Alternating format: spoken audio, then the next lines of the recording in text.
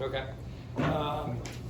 Credit to St. Joe's. They had an excellent game plan, coming in and really bothered us in the first half offensively. They were forcing us inside the line, kind of locking out, out on the perimeter.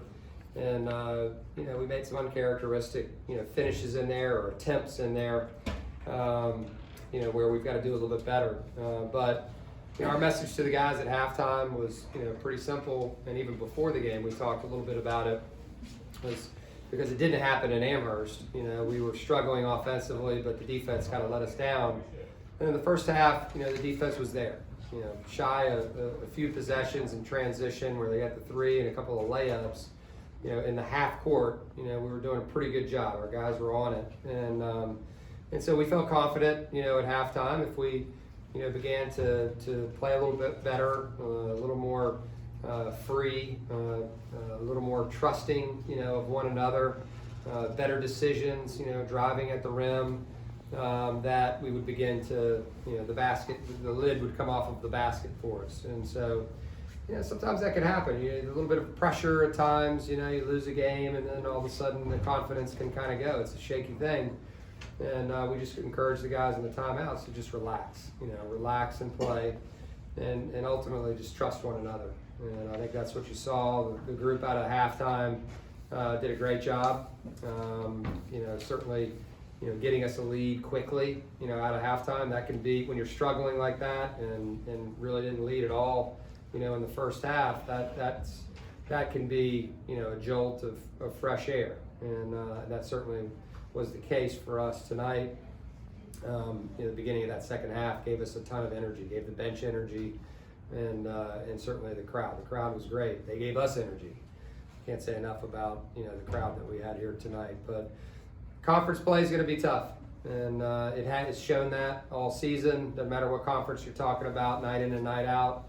You see these tight games, and we needed every basket, that we had to come up with tonight, whether it was underneath out of bounds, whether it was half court execution, whether it was timely shots where they guarded it well, handling the ball versus pressure at the end of the game. Certainly we need to do better. Reynolds got going, and we, once you not allow, because he was a big factor, and his teammates were a big factor in that. Once guys like that with that offensive ability begin to go, it's hard to turn that faucet off because it's going. And we certainly weren't able to kind of get that under control like we needed to. But happy to take any questions. To say that is one thing, but to have them actually put it into practice and to see that, not every game is like Amherst. How big can that be coming down the stretch? Yeah, I think this team needs to remain confident, in who they are and trust who they are. Even though we haven't had as much time together as some of the teams that we're facing, it's. I told them after the game, I said it's moving too fast for me. It's like this week is a a player's dream. You play 3 games, they're just quick preps and you're after it, and all of a sudden you only have 2 left, and it is moving. We've got a great group, in here that are fun to coach and fun to come, to work with every day. But there's more out there for this team, and we've got to keep fighting, each and every day. And games like this can help. There's no doubt about it. So you don't have a guy who's 290 inside. We've seen that a few times. Are there advantages you can claim? When you've got a guy like Toby who's a little quicker. Yeah, I think sometimes transition, right? I think you saw that, early in the second half. Getting the foul on the first play. And Fleming was important. They had to take him out, and then all of a sudden the lineups changed a little bit. But yeah, certainly you try to, get the advantage wherever you can, and certainly, up and down the court, that certainly can play out that way.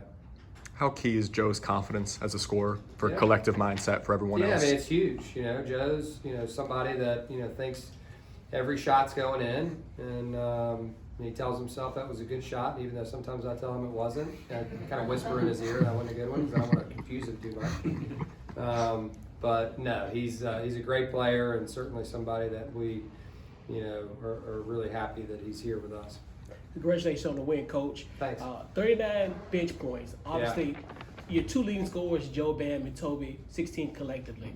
What was your thoughts on the production up bench? Yeah, the bench was huge. You know, Roy Hibbert grabbed me after the game, you know, and said just that. You know, he was really impressed, you know, with the bench tonight. I told the team that as well, and it's something that we've hammered home, you know, all year. Now that we're at full strength, you know, we've got, you know, multiple guys that can enter the game and help us, you know, in a positive way. Rose, you know, 2 points. His 2 points were important, you know, in the game. His defense, you know, was important in the game, and so.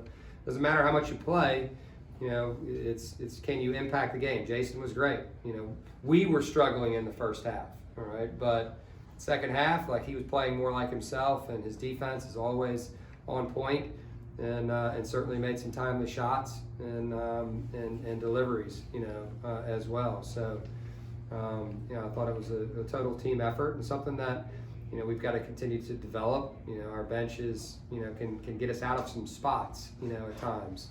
And then you saw what happened. The starters came back at the beginning of the second half, and then they took it. So it's like contagious. You know, you see somebody off the bench doing it, and then it makes you want to go in there and do it as well. And so, you know, really happy with the group that we have.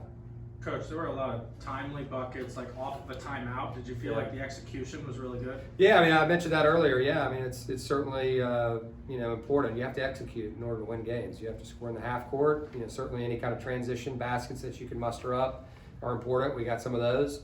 But the execution out of timeouts and the execution of our plays in the half court, we spent a lot of time on that, you know, the first practice after the UMass game. And, you know, our guys did a great job.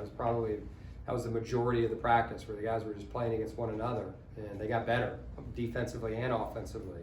The offense made the defense better, the defense made the offense better. And I thought, you know, our guys did a really nice job of keeping it simple, but trying to gain an advantage, and then trusting, you know, the pass, 19 assists, right? Trusting the pass, you know, to get us, you know, over the hump. With Toby, everybody's always going to love a guy who can Yeah. jump a mile high and dunk it. Yeah, but don't you love that? I do love it. Yeah. I enjoy watching it. How is his game built over the course of the year, though, beyond just that element? Yeah, he works every day on, like, even that last play that we ran, it's a popping play where he pops back out. And I had to tell him, you're not shooting this one, you know, because he shot it last game. And, you know, he made the right decision and got it over to Joe, and Joe made a big time shot.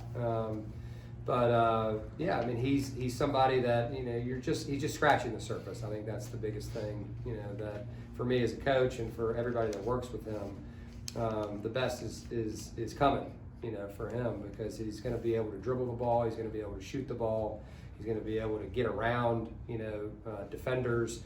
Now is just not the time, you know, for that. He's just not ready. It's a multi-step process. Now he's just playing, right? He's out there playing. Most minutes he's played, right, in a while. And certainly that's been a challenge for him, keeping him in there with his physical fitness. You know, he gets tired quickly, but today he was huge.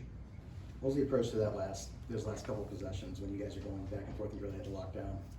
Yeah, it was trying to get him to miss. You know, I mean, I think that was the biggest thing, and certainly, you know, again, like I said, you know, once a guy like that kind of gets going and they're going to him over and over again, you know, it takes more than one to guard him, and certainly, you know, we weren't up to task, you know, on that down the stretch. And we had a couple of weird plays, you know, the extra 20 seconds and the tip in when we had the rebound, you know, on the free throw. There were a couple of weird ones there, but, you know, our guys, you know, stayed true to it and kind of toughed it out and made the plays that they needed to, taking care of the ball, making the free throws. You know, all of that is execution based, and you know, just getting the ball in bounds with 9 seconds, right?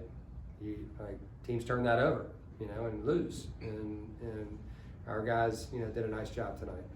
Coach, you talked about earlier your team doesn't have the experience together as many other teams. And down the stretch, as you get some more of that experience, is there more to this team that we haven't seen yet? I mean, I think you could always improve, right? Success is never final. You got to keep trying to get a little bit better, keep trying to refine it, and you know, it's like you're on this path. You know, we took a little bit of a dip. That's a natural thing, you know, losing a game, and then hopefully we get back on that path of growth, and that's all we're focusing on with our guys. And a lot of it's just, you know, connecting the group better. You know, continuing to get, you know, the guys to understand how they individually can impact the overall group. And, you know, I think we've you know, our guys have done a really nice job of you know, buying into that, and we got to keep on that path. You mentioned Hibbert. He had some really nice things to say about the facility, the program, Yeah. all that. How nice is that to, you know, host somebody like that and hear that? Oh, it's huge. You know, Coach Henry coached him at Georgetown, and so you know, we used to scrimmage every year when I was at Virginia Tech, and so I would see him every year. It was like our first game. We would be playing against Roy Hibbert. He'd be diming us to death. But he's a two-time All-Star, you know, and a great player, and a self-made player, and a Georgetown-made player. Like his coaches, I know he's going to give them a ton of the credit, and his teammates. But you know, just he walked in and was like, "Man, this place is unbelievable." And you know, he went to one of the most iconic schools, you know, from a basketball perspective, you know, and an academic perspective. I don't want to slight that. That exists, and so to hear him say that, you know, so we know it, right? Our guys know it. You know, it's a blessing to walk into that BDC every day. It's a crazy place. You know, it's just what he said was this is like an NBA facility, and you know, he's been around. So, One or two more? What has Rose shown you over the last couple of weeks? yeah, I mean, Rose's basket was huge, right? I mean, we needed his minutes. You know, I put him in there, and the big guy was still in, and then all of a sudden the big guy was out. So that changed the matchups a little bit, and that hurt him from a defensive perspective. But I thought Rose did a good job. You know, I mean, that's kind of where he's at right now, right? If, you know, Firm gets 2 fouls, he's right there. He's earned the right to be able to go in there and help us, and he certainly did that. And then Firm came back, you know, with an excellent start to the second half, and really got us going. So, you know, it goes back to what you asked. I mean, it speaks to our depth, and you know, I'm proud of him. In the first home game in 15 days. I know, a long time. How's the atmosphere different at away games than it is home? Oh, you trying to get me to say something bad? Yeah, we don't have 7,000 VCU fans in there. You know? No, I mean, we respect every place that we go, and it's always fun to see different environments, right? You can't help but life, you're always comparing things, you know, in life, and certainly we know what we have here. You know, we have one of the best atmospheres in all of college basketball, and we're really fortunate, you know, to be the stewards of it right now, and this team, you know, has one life to live, and it's doing its best right now. But we're so thankful for our fans, so thankful for the folks that you know that have helped build this program, and you know, it's electric in there, and we want to try to keep it that way. Thanks, guys. Thank you, Coach. Thanks, Coach.